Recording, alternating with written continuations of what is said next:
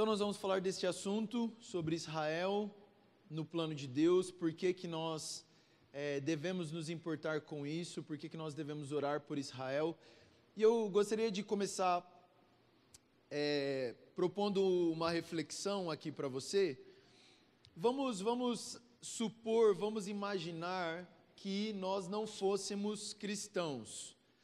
Que assim, nós somos cristãos e quando se olha para a palavra, está lá na Bíblia Israel, né? Então, você já vai meio que partir de um pressuposto que talvez é importante, que está na Bíblia, fala que Deus é o Deus de Abraão, de Isaac e Jacó. Talvez você ache que não é tão importante assim, mas pelo menos como cristão você sabe que Israel existe, que um dia foi povo de Deus e que Deus falou com Israel. Mas vamos supor que nós não tivéssemos essa mentalidade cristã, que nós não tivéssemos esse pressuposto do cristianismo já. E aí nós olhássemos para Israel, em toda a história, simplesmente com os olhos naturais, e fazendo uma análise histórica e uma análise geopolítica. A gente olhasse para a história de Israel e a gente olhasse inclusive para este conflito atual. Eu fico me perguntando sempre assim, como que alguns cristãos eles conseguem chegar à conclusão de que Israel já não é mais importante para o plano de Deus, olhando toda a situação que está acontecendo agora. Por que eu estou falando isso? Vamos lá. Existe esse conflito lá, Israel e Palestina, e falar que o conflito é Israel e Palestina é reduzir muito o conflito, né? O conflito é muito maior do que isso, há muitos anos. E se você for perceber que este conflito Israel-Palestina, um dos centros principais do conflito é a questão da disputa da terra, a quem pertence a terra. Também existe uma disputa muito grande em relação à cidade de Jerusalém, ao monte do templo. Os palestinos estão sempre acusando Israel de uma colonização ali a eles e de não permitir acesso a muitas coisas. Mas se você for olhar com olhos naturais, a terra ali em si não tem nada para oferecer. A terra de Israel ela é muito pequena, é do tamanho talvez de Pernambuco ali, daqueles estados que nós temos no Nordeste do Brasil. A expansão territorial é muito pequena, naturalmente falando não tem nenhum tipo de recursos naturais para oferecer, não é uma terra que tem petróleo em Israel, não tem grandes plantações e vegetações e grandes rios que produzem muita coisa. Racionalmente falando, é muito difícil você entender a lógica deste conflito. Por que eles estão sempre lutando por aquela terra? Por que eles estão sempre brigando por isso? Existem algumas razões religiosas e tal, mas mesmo assim é muito difícil você conseguir racionalmente responder a um conflito tão grande que se estende por tantos anos, que envolvem tantas nações. Racionalmente falando, não tem uma explicação lógica. E não somente isso, um conflito que ocupa tanto as mídias, tanto os jornais. E se você está situado naquilo que está acontecendo, você já percebeu que este conflito que começou no sábado, ele já está afetando o mundo inteiro, não só lá a região do Oriente Médio, mas se você está acompanhando os jornais, a Europa está enlouquecida por causa desses conflitos. Então, um conflito ali, regional do Oriente Médio, está gerando conflitos em outros lugares, até mesmo na China isso já está repercutindo, e aí você percebe que a Rússia está envolvido, é algo muito grande. E aí, por exemplo, talvez algo que você nem saiba, e aí, por exemplo, se eu falar causa palestina ou Free Palestina, isso é algo que está sempre em pauta, as pessoas sempre estão falando sobre isso, os jornais estão sempre falando sobre isso. Mas sabia que existe uma outra população no mundo muito maior do que a população da Palestina, que são chamados os curdos, que eles também assim, estou equiparando a Palestina, não que eu considere que a Palestina não tenha uma terra e seja a mesma situação dos curdos, mas eles sim não têm uma terra. Os curdos eles estão espalhados em mais ou menos uns 4 países ali do Oriente Médio e do leste da Europa, ali entre Turquia e outros países, e agora mesmo, por exemplo, e anos atrás, eles estavam sendo dizimados pela Turquia e por outros países ali na região do Oriente Médio, mas nós não vimos nenhuma hashtag se levantar Free Kurdistão. O que eu estou querendo dizer com isso? Existem diversos outros conflitos na Terra que talvez em escala sejam piores do que o conflito Israel-Palestina, e não existe uma grande comoção em relação a isso. E por que eu estou falando tudo isso? Olhando com olhos naturais, é muito irracional um país do tamanho de Israel incomodar tanto, fazer tanto barulho, mover tantos apaixonados assim. Ou você é muito apaixonado por Israel, ou você é muito contra Israel. Quando você começa a se envolver, quem se envolve com isso, dificilmente vai ficar numa posição de indiferença. E por que eu estou falando tudo isso? Porque, logicamente, tudo isso acontece porque Deus ainda tem um destino para essa nação. Deus ainda tem um plano para a nação de Israel. E por isso que a nação de Israel é alvo de tantas controvérsias, é alvo de tantos conflitos e é alvo de tantas opiniões. É por isso que a nação de Israel foi uma das nações que na terra mais passou por tentativas de genocídio, de extermínio. E você pode perceber que isso vem desde a história bíblica até a história moderna, até a história contemporânea. A história de Israel é uma história de uma nação sobrevivente. E óbvio que isso é porque Deus ainda tem planos para essa nação. Existe um levante, uma tentativa de Satanás constantemente de destruir a nação de Israel. Eu costumo brincar com os meus alunos lá, onde eu falo assim, olha, Satanás ele não está tão interessado em destruir você ou destruir o Brasil. Se isso acontecer, é lucro para ele, mas o interesse maior de Satanás é destruir a nação de Israel. Porque ele sabe que se ele destruir a nação de Israel, ele está, no final das contas, destruindo o Deus de Israel, destruindo os planos do Senhor. Mas graças a Deus, nós sabemos o fim da história e sabemos que isso não vai acontecer. Amém, irmãos? Bom, mas nós vamos nos voltar agora para a palavra, e uma das razões pela muito da nossa falta de entendimento ou ignorância em relação aos planos de Deus relacionados a Israel, é porque nós, como ocidentais, nós temos um hábito de olhar para o Antigo Testamento como algo de menos importância do que o Novo Testamento. Eu tenho quase certeza que essa pode ter sido a sua experiência, ou você também propôs essa experiência para alguém. Quando alguém converte, um novo convertido, a pessoa acabou de conhecer o Evangelho, você pregou o Evangelho para ela recebeu Jesus e tal, e ela falou o seguinte, olha, eu quero conhecer mais um pouco do cristianismo, conhecer um pouco mais da Bíblia. Por onde eu começo lendo a Bíblia? Qual que é a sua resposta normalmente? Começa onde? No Novo Testamento, né? Não, começa lá no Novo Testamento, que é a história de Jesus, e aí você vai entender a história de Jesus. E a gente está falando de alguém que nunca teve contato com o cristianismo, não sabe quem é Deus, não sabe que religião é essa, não sabe de nada. Aí ele vai lá e começa a ler a Bíblia no Novo Testamento, porque você, como um bom discipulador, conduziu ele a começar a conhecer a fé cristã a partir do Novo Testamento. Aí ele abre a Bíblia dele, muito inocente, cheio de desejo de conhecer mais sobre quem é Jesus, e aí no primeiro capítulo do primeiro livro, primeiro versículo do Novo Testamento, genealogia de Jesus Cristo, filho de Davi, filho de Abraão. Você percebe que a primeira vez que um novo convertido vai ter contato com a palavra, ele já não entendeu o primeiro versículo que ele leu? E o primeiro versículo que ele leu está apontando para onde? Para o Antigo Testamento. E você percebe o quanto isso é grave? Porque o primeiro versículo está dizendo, genealogia de Jesus.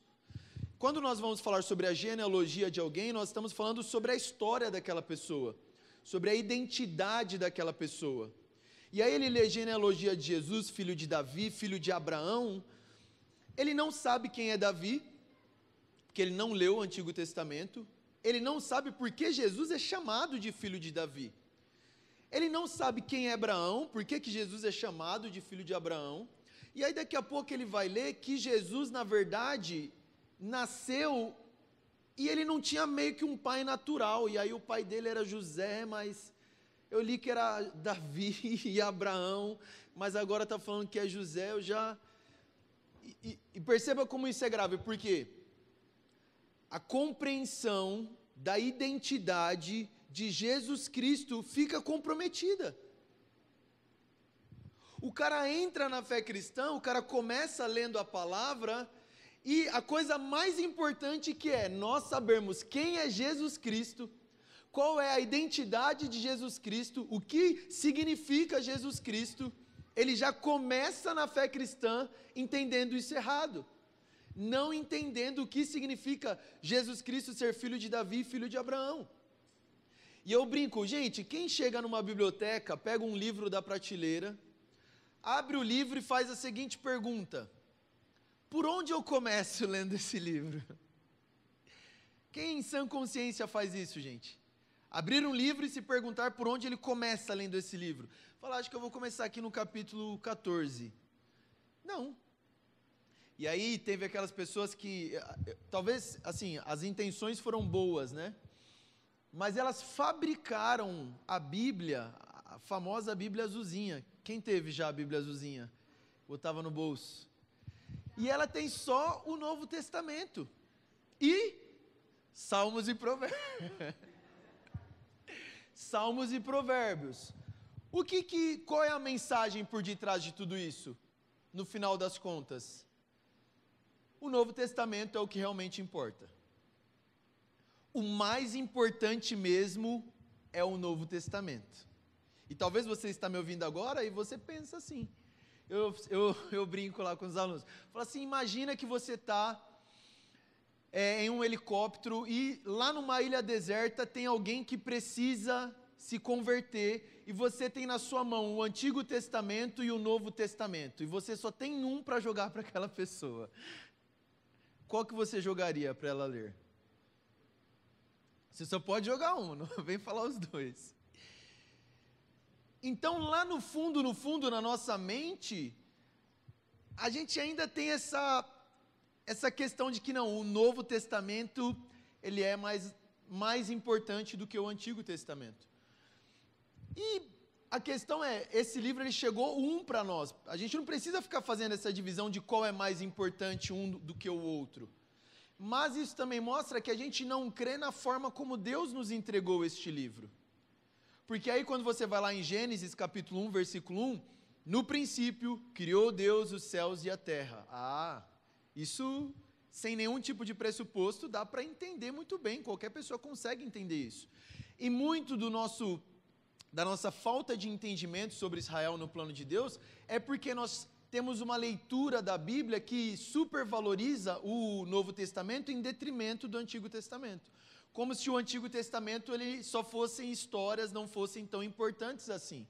Mas a gente se esquece que toda a fé cristã, ela está enraizada nessa história. O Evangelho, irmãos, ele é um conjunto de doutrina, sim, mas o Evangelho ele está enraizado em uma história. Jesus, ele é judeu. Quando Jesus foi crucificado, na cruz estava escrito Jesus, rei do judeu.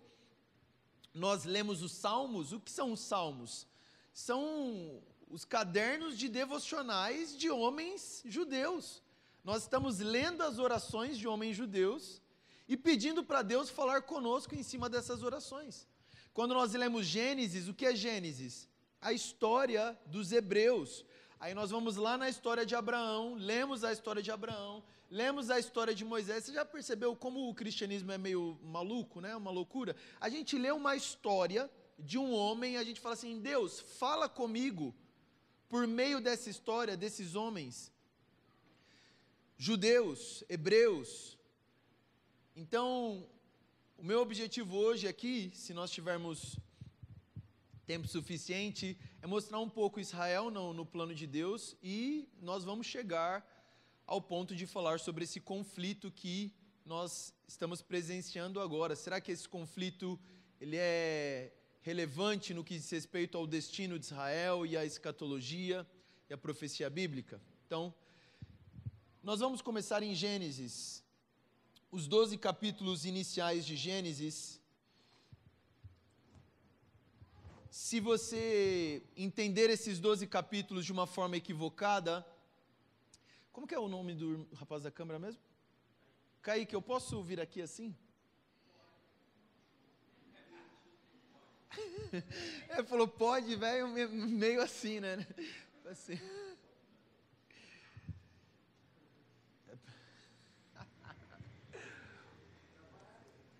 Não, vou me comprometer a vir aqui, ó, no máximo aqui.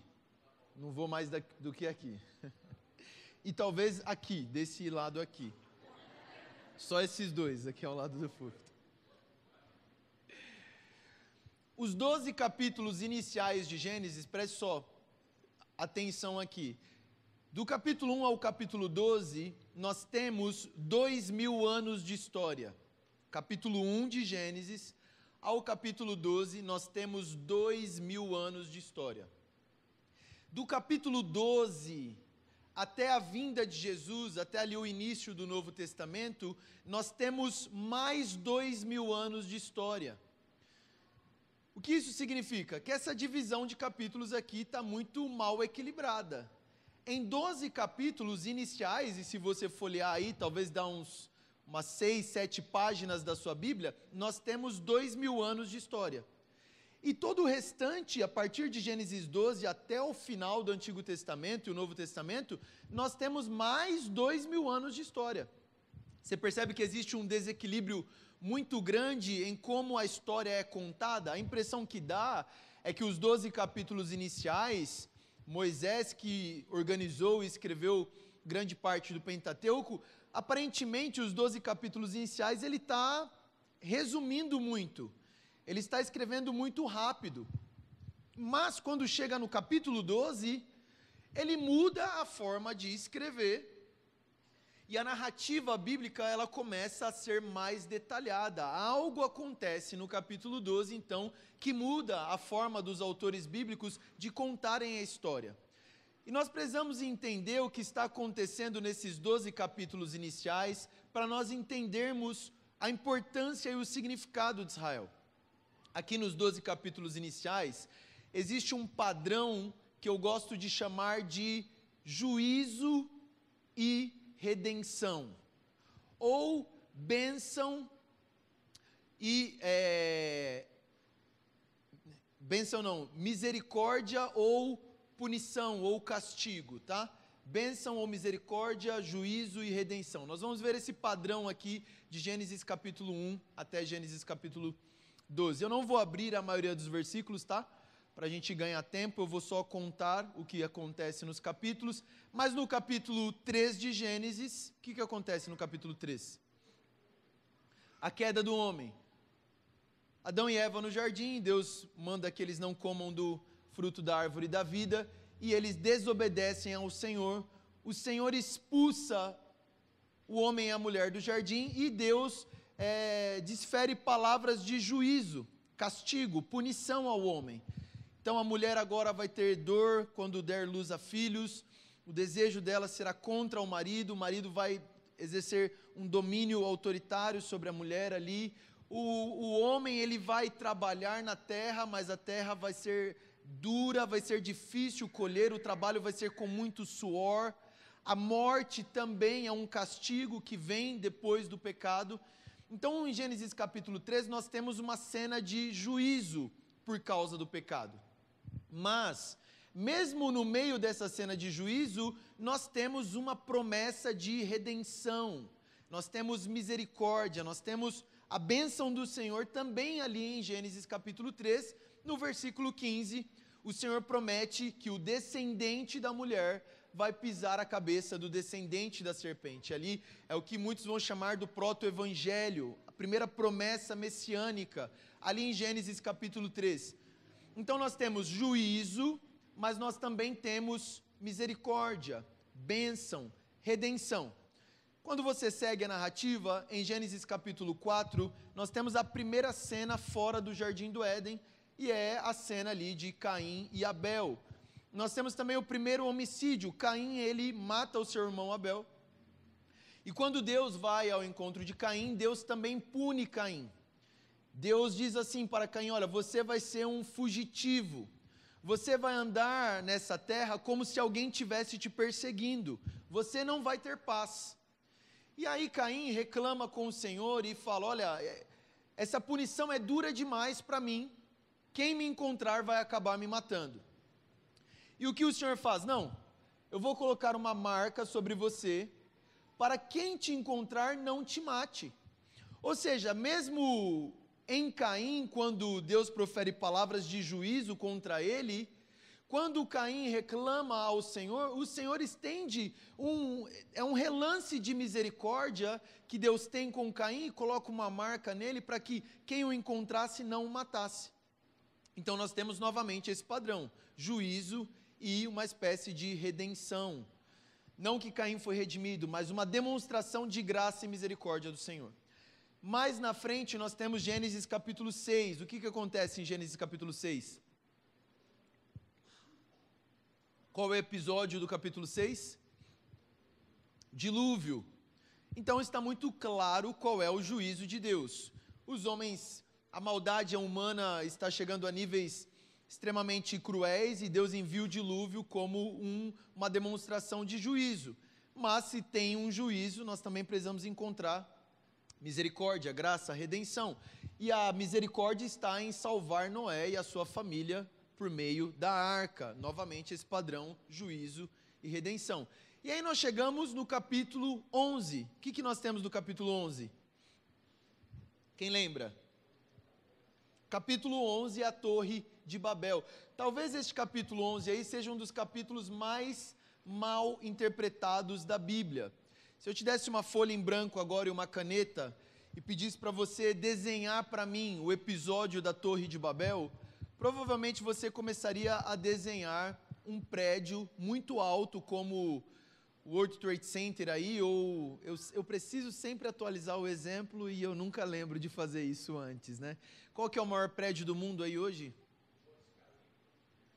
O prédio lá, Califa, onde fica? Em Dubai, né? Ezequiel, que é muito viajado, sabe? Já subiu lá, Ezequiel, no prédio? Aí você desenharia esse prédio muito alto, ele tocando os céus, é o que nós imaginamos da Torre de Babel. As pessoas construindo um prédio muito alto para tocar os céus. E aí é como se Deus olhasse lá dos céus para o que os homens estão construindo. E aí a fala de Deus é o seguinte: já não há limite para que os homens vão fazer, vamos descer e confundir ali as línguas.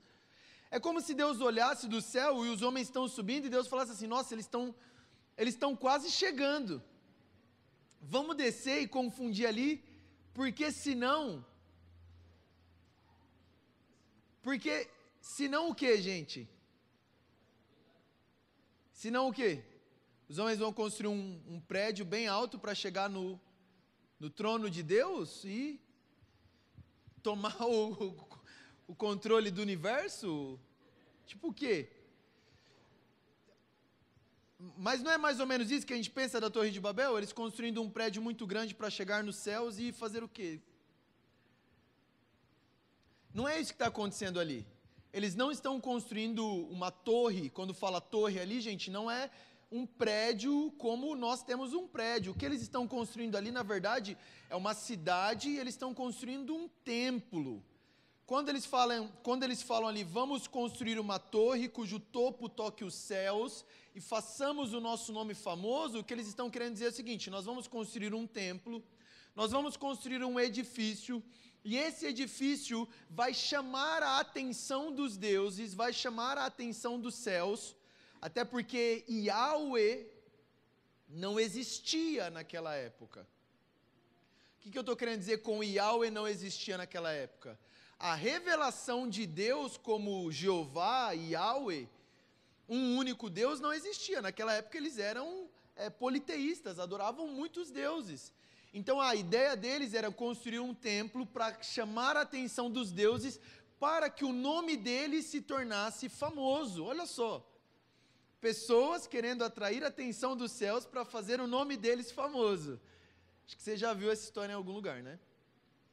Então Deus olha para isso, para essa rebelião orquestrada dos homens, e Ele desce e diz: não é dessa forma que os homens vão ter a minha presença de volta na terra. E Ele divide ali as línguas, Ele confunde as línguas naquele momento. E o que está nascendo em Gênesis 11, na divisão das línguas, irmãos? As nações estão sendo formadas em Gênesis 11. Antes, a terra inteira falava um só idioma. A partir de Gênesis 11, que os idiomas são divididos e as nações são formadas. E eles são espalhados pela face da terra. Ou seja, a divisão das línguas, a formação das nações é uma espécie de juízo de Deus contra a humanidade. Agora, se nós estamos falando deste padrão de juízo e redenção, e se até agora nós vimos que Deus sempre está utilizando esse padrão de juízo e redenção, se em Gênesis 11 nós temos esse juízo de Deus contra a humanidade, dividindo as línguas e formando as nações, como é que Deus então vai redimir as nações que Ele acabou de amaldiçoar em Gênesis 11? Gênesis 12, abra sua Bíblia aí em Gênesis 12, se ela não estiver aberta.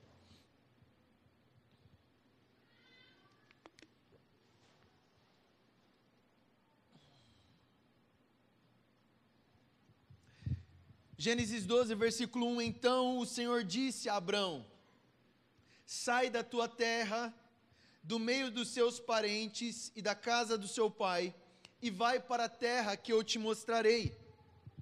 Farei de você um grande povo, eu o abençoarei, tornarei o seu nome famoso.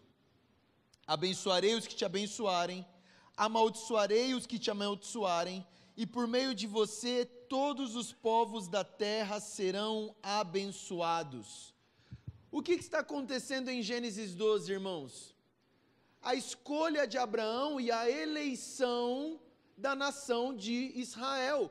Eleição aqui é uma outra palavra para escolha da nação de Israel.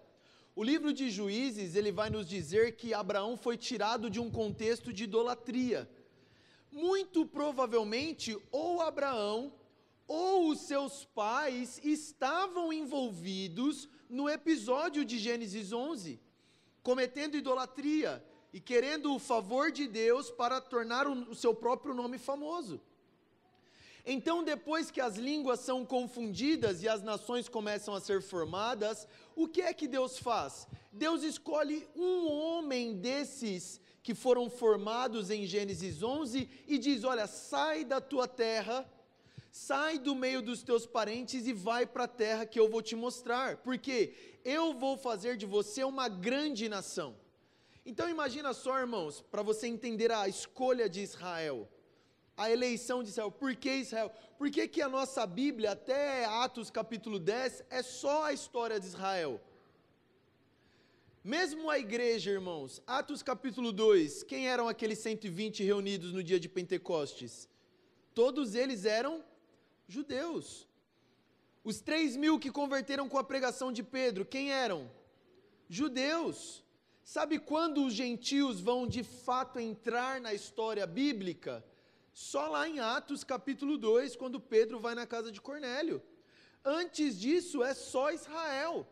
E a pergunta que eu quero responder é: por quê? Por que Israel? Gênesis 12 está respondendo isso. Imagina que todos nós aqui somos Gênesis 11, cada um falando um idioma, aquela confusão, ninguém se entendendo mais. A gente tem que sair daqui e formar as nossas nações em cada parte da terra. E no meio de tudo isso, Deus escolhe um homem e fala para este homem: olha, por meio de você eu vou formar uma grande nação, eu vou dar a você uma terra, e por meio de você, por meio dessa grande nação, nessa terra que eu vou dar a vocês, vocês serão uma bênção para todas as nações da terra. Quais nações? As que acabaram de ser formadas em Gênesis 11. Então, como é que Deus vai redimir todas as nações do mundo? Por meio de escolher uma nação, redimir uma nação, e por meio dessa nação, um dia, redimir todas as nações da terra. É isso que está acontecendo em Gênesis 12. E perceba o que Deus fala para Abraão: Abraão, eu vou fazer o seu nome famoso, tá bom? Não se preocupe com isso. Você vai se tornar uma grande nação, e grande nação aqui, irmãos, não é só uma questão numérica, tá bom? E de expansão territorial. Aqui é grandeza no sentido de valor, de ser uma nação temente a Deus. Isso que significa ser uma grande nação. Então, a partir de Gênesis 12, a escolha de Abraão, a escolha de Israel, tem como objetivo abençoar todas as nações da terra. E aí, com certeza você já deve ter escutado isso aqui. Deus promete 3 coisas para Abraão. Quais são as 3 coisas? Uma terra, um povo e uma bênção. Terra, povo e bênção. E essa bênção tem relação com abençoar todas as nações da terra. Redimir todas as nações da terra. Então, já respondendo a pergunta, por que Satanás deseja destruir Israel? Porque se ele destrói Israel, como que essas promessas aqui são cumpridas? Se ele destrói Israel, como é que todas as nações da terra serão redimidas? Se ele destrói Israel, como que Deus cumpre as promessas que ele fez a Abraão, de fazer de Israel uma grande nação, de dar a eles uma terra, e que por meio de um descendente judeu, todas as nações seriam abençoadas? Se você tira Israel do plano de Deus, basicamente você desfaz o plano de Deus. Então, a partir de Gênesis 12, a narrativa da Bíblia começa a ficar mais lenta. De Gênesis 12 até a vinda de Jesus, nós temos mais 2000 anos de história. E aí eu vou contar a história para você, resumindo aqui. Abraão, Isaque e Jacó. Jacó, 12 filhos. Fome. Vão para o Egito em busca de comida. Ficam no Egito, não voltam para a terra. Começam a viver bem no Egito. O faraó morre. Levanta um faraó que não conhecia José e os filhos de Israel e começa então a escravizar o povo de Israel. E ali nós temos já a primeira tentativa, a primeira não, né? Porque lá atrás, quando Caim mata Abel, Satanás já está tentando destruir aquele que seria o portador da semente, Gênesis 3,15. Mas ali, quando o povo de Israel está na escravidão, nós temos e acontece um genocídio na nação de Israel. Não sei se você lembra, mas Faraó manda matar todas as crianças menores de 2 anos da nação de Israel. O que acontece, irmão, se você consegue matar todas as crianças menores de 2 anos de uma nação? Eventualmente você acaba com aquela nação, você destrói aquela nação. Então nós temos essa tentativa de destruir a nação de Israel. Moisés, ele é salvo. Moisés tira o povo de Israel do Egito, e aí nós temos um capítulo importantíssimo na Bíblia, que é Êxodo capítulo 19, vai comigo em Êxodo capítulo 19.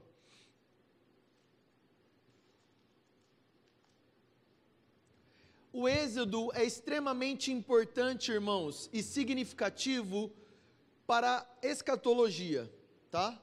Lá na frente você vai ver como essas coisas têm conexões. Vamos ler Êxodo capítulo 19, versículo 1. No dia em que se completaram 3 meses que os israelitas haviam saído do Egito, chegaram ao deserto do Sinai. Depois de saíram de Refidim, entraram no deserto do Sinai, e Israel acampou ali diante do monte. Logo Moisés subiu no monte para encontrar com Deus, e o Senhor chamou no monte dizendo: diga o seguinte aos descendentes de Jacó e declare aos israelitas: vocês viram o que fiz ao Egito, e como os transportei sobre asas de águia, e os trouxe para junto de mim. Grava essa referência aí, tá bom? Asas de águia, como eu os transportei em asas de águia. Um dia, lá na frente, se eu não conseguir chegar nesse texto hoje, um dia, essa expressão vai fazer sentido para você, tá? Quando a gente fala sobre escatologia. Guarda essa informação com você, só um parênteses, fecha ele, volta. 5. Agora, se me obedecerem fielmente e guardarem a minha aliança, vocês serão o meu tesouro pessoal dentre todas as nações. Embora toda a terra seja minha, vocês serão para mim propriedade particular, tesouro pessoal dentre todas as nações. Vocês serão um reino de sacerdotes de uma nação santa. Essas são as palavras que você dirá aos israelitas. Então, o que Deus está propondo para Israel? Perceba o que Deus fala aqui, ó. Todas as nações me pertencem. Apesar de Gênesis 11, as nações não deixaram de pertencer ao Senhor. E é isso que o Senhor está dizendo. Todas as nações me pertencem, mas vocês são especiais. Todas as nações são minhas, mas vocês vão ser o meu tesouro pessoal. Essa expressão tesouro particular é muito interessante porque um rei, quando você é rei, não sei se você já foi, quando você é rei de uma nação, todos os tesouros da nação pertencem a você. Todas as riquezas da nação são suas. Mas os reis, eles tinham o hábito de ter um tesouro pessoal, que estava separado do tesouro das nações que também pertenciam a ele. E é isso que Deus está dizendo para Israel: olha, todas as nações me pertencem, mas vocês, eu quero que vocês me pertençam mais ainda do que todas as nações. Vocês serão para mim uma propriedade particular, exclusiva. Deus está dizendo para Israel: eu quero exclusividade. Eu não vou dividir vocês com os outros deuses. Que é isso que acontece com as outras nações. As outras nações pertencem a Deus? Sim, mas elas estão adorando outros deuses. E Deus está dizendo para Israel: eu não quero dividir vocês com outros deuses. Vocês vão adorar somente a mim. Israel, vocês serão um protótipo daquilo que eu quero para todas as nações. Israel, vocês serão um modelo daquilo que eu almejo para todas as nações da terra. É isso que Deus está falando para Israel em Êxodo 19. E aí eles respondem: olha, tudo que o Senhor falou, nós faremos. A história nos mostra que eles não, no próximo capítulo aí, eles já não cumpriram aquilo que eles falaram. E aí nós temos toda a história do povo de Israel. O povo de Israel entra na terra prometida com Josué. Eles não obedecem ao Senhor e não eliminam todos os inimigos da terra. E aí nós entramos na época de Juízes. O que é a época de Juízes? Porque eles não eliminaram todos os inimigos da terra, eles acabam cometendo idolatria, misturando adoração com outras nações. Eles cometem idolatria, Deus envia uma nação que vai oprimir Israel como uma forma de juízo. Israel está debaixo de juízo e clama a Deus por libertação. Quando Israel clama a Deus por libertação, Deus levanta então um juiz. Aquele juiz liberta Israel. No período em que aquele juiz está vivo, Israel passa a servir ao Senhor. Basta aquele juiz morrer, Israel entra de novo em idolatria, uma nação opressora, como um juízo para Israel. Israel clama a Deus, Deus levanta um juiz, liberta Israel, Israel serve a Deus, o juiz morre, idolatria, uma nação. Este é o ciclo de Juízes. O versículo mais repetido no livro de Juízes é: não havia rei em Israel e cada um andava segundo os seus próprios caminhos. E aí nós temos então o livro de 1 Samuel, e algo muito interessante lá em 1 Samuel capítulo 8, olha só. Samuel foi o último juiz aí de Israel. E lá em 1 Samuel capítulo 8, o povo de Israel pede um rei para Samuel. No versículo 6, 1 Samuel capítulo 8, versículo 6 diz o seguinte: quando porém disseram, dá-nos um rei para que nos lidere... Não, um pouco antes, gente, desculpa. Versículo 5. Disseram-lhe, tu já estás idoso, e teus filhos não andam nos teus caminhos. Escolhe agora um rei para que nos lidere, à semelhança das outras nações. Este pedido causa uma irritação profunda em Samuel. E Samuel vai se queixar para Deus: Deus, eles estão me rejeitando. E aí Deus fala: Samuel, eles não estão rejeitando você. Eles estão me rejeitando, Samuel. Tem alguma coisa errada, irmãos, nessa história. O livro de Juízes está dizendo: não havia rei em Israel, e cada um fazia o que era agradável aos seus próprios olhos. Aí em 1 Samuel capítulo 8, o povo está pedindo um rei, e Samuel fica bravo, e Deus fica bravo também. Mas o problema não era a falta de um rei, segundo os Juízes. E eles não estão pedindo um rei. Mas se você prestou atenção no versículo, eles dizem o seguinte: nós queremos um rei como tem todas as outras nações. Este é o problema do pedido de Israel. Pedir um rei não é um problema. A questão é a motivação do que está por detrás de pedir um rei. Nós queremos um rei porque nós queremos ser como as outras nações. Nós não queremos ser exclusivos, nós não queremos ser separados, nós queremos ser semelhantes às outras nações. E é por isso que Deus fala para Samuel: eles não estão rejeitando você, Samuel, eles estão me rejeitando. Eles não querem o meu governo sobre eles, eles querem ser como as outras nações. E se eles querem ser como as outras nações e eles estão pedindo um rei, então eu vou dar um rei a eles. E quem é o primeiro rei de Israel? Saul. O pior rei que Israel já teve. E aí a história vocês também conhecem: Deus rejeita Saul, porque ele já encontrou um rei segundo o seu coração. E quem é este rei segundo o coração do Senhor?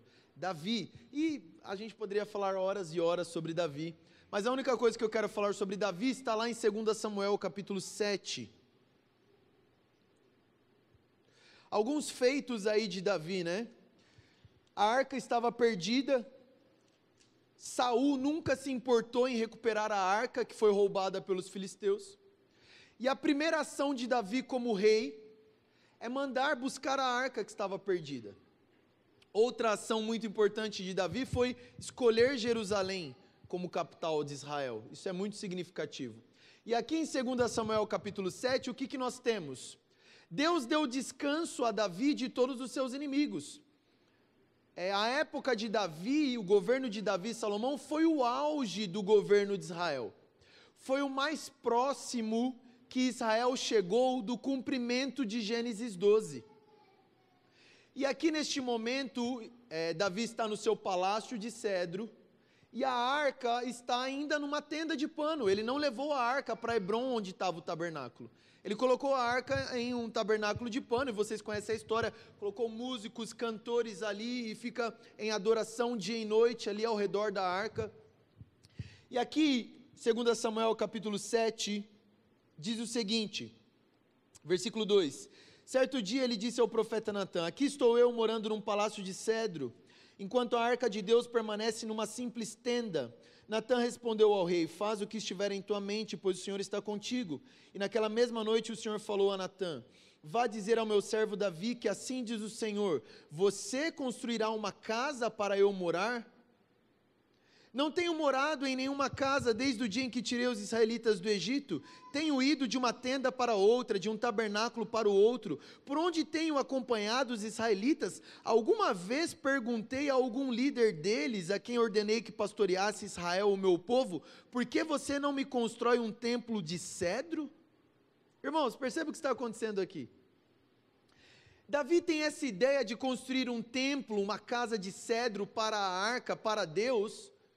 E aí o profeta Natã diz: faz o que está no seu coração, Davi. E aí Deus olha para essa ideia e fala: Davi, vem cá. De onde você tirou essa ideia, Davi? Desde que eu tirei o povo de Israel do Egito até agora, eu tenho andado de tenda em tenda, e o tabernáculo de Moisés, se você lembra, ele era móvel. Deus está dizendo: eu tenho sido um peregrino como o povo.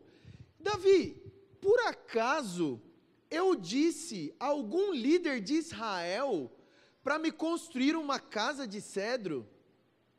De onde você tirou essa ideia, Davi? Olha, eu não sei de onde você tirou, mas eu gostei dessa ideia. Davi descobriu que o desejo de Deus era habitar permanentemente na terra. E porque Davi então decide construir uma casa para o Senhor, perceba qual é a resposta do Senhor para ele, versículo 8: agora pois diga ao meu servo Davi, assim diz o Senhor dos exércitos, eu o tirei das pastagens onde você cuidava dos rebanhos para ser o soberano de Israel, o meu povo. Sempre estive com você por onde você andou, eliminei todos os seus inimigos. Agora eu o farei tão famoso quanto os homens mais importantes da terra, e providenciarei um lugar para Israel, o meu povo. Eu os plantarei lá, para que tenham o seu próprio lar e não mais sejam incomodados. Só uma pausa, gente. Isso aqui já aconteceu? Israel foi plantado em uma terra e nunca mais foi incomodado? Não, né? Assim, absolutamente não, né? Especialmente pelo que nós estamos vendo agora. Mas o texto está dizendo, eu os plantarei em uma terra e não mais serão incomodados. Feche parênteses, isso aqui ainda não aconteceu. Povos ímpios não mais o oprimirão. Nós já vimos isso aqui acontecer, gente? Nós estamos vendo exatamente o contrário disso aqui acontecendo. Como fizeram no início e têm feito desde a época em que nomeei juízes sobre Israel, meu povo. Também subjugarei todos os seus inimigos. Saiba também que eu, Senhor, estabelecerei uma dinastia para você. Versículo 12, muito importante agora. Quando a sua vida chegar ao fim e você descansar com os seus antepassados, escolherei um dos seus filhos para sucedê-lo, um fruto do seu próprio corpo. Eu estabelecerei o reino dele. Será ele quem construirá um templo em honra ao meu nome. Eu firmarei o trono dele para sempre. Amém, irmãos? Nós sabemos pela história que o filho de Davi, que construiu o templo, quem foi? Salomão. Aqui Deus disse que gostei da sua ideia, Davi, mas você não vai construir. E lá na frente nós vamos descobrir porque Davi derramou muito sangue, ele era um homem de guerra. E ele diz, o seu filho vai me construir um templo. Então esse texto aqui está falando sobre Salomão, o filho de Davi que de fato construiu o templo. Mas, se você tiver um olhar um pouco mais atento a esse texto aqui, você vai perceber que talvez não está falando só de Salomão. Perceba o final do versículo 13. Ele construirá um templo em honra a meu nome, e eu firmarei o trono dele para sempre. Nós estamos vendo hoje o trono de Salomão, e Salomão reinando sobre a terra para sempre? Não. Ou seja, esse texto não pode estar falando só de Salomão, porque o reinado de Salomão chegou ao fim, e chegou ao fim de uma forma trágica. Salomão se desviou, e após o reinado dele, o reino de Israel foi dividido. Este texto não está falando de Salomão simplesmente. Quem é o filho de Davi que vai reinar para sempre sobre todas as nações? Jesus Cristo, filho de Davi, filho de Abraão. Agora sim, irmão, você consegue começar a entender mais ou menos ali o Novo Testamento. Mas você entende que você precisa passar por esse processo de saber que Jesus é o filho de Davi, é este que vai reinar em um trono para sempre, que ele é o descendente de Abraão. É isso que significa lá em Mateus 1, Jesus ser o filho de Davi, filho de Abraão. A história de Israel então continua. Daqui, depois de Davi, gente, é só ladeira abaixo. O povo vai para o cativeiro, o reino é dividido, cativeiro da Babilônia, o povo volta, reconstrói o templo, mas não existe nenhum sinal da glória de Deus enchendo o templo. E aí nós temos o período interbíblico, onde nós não temos nada canônico escrito ali, tá bom? No período interbíblico, e aí nós chegamos no Novo Testamento. Quando nós chegamos ali no Novo Testamento, qual é a expectativa que os discípulos têm sobre Jesus?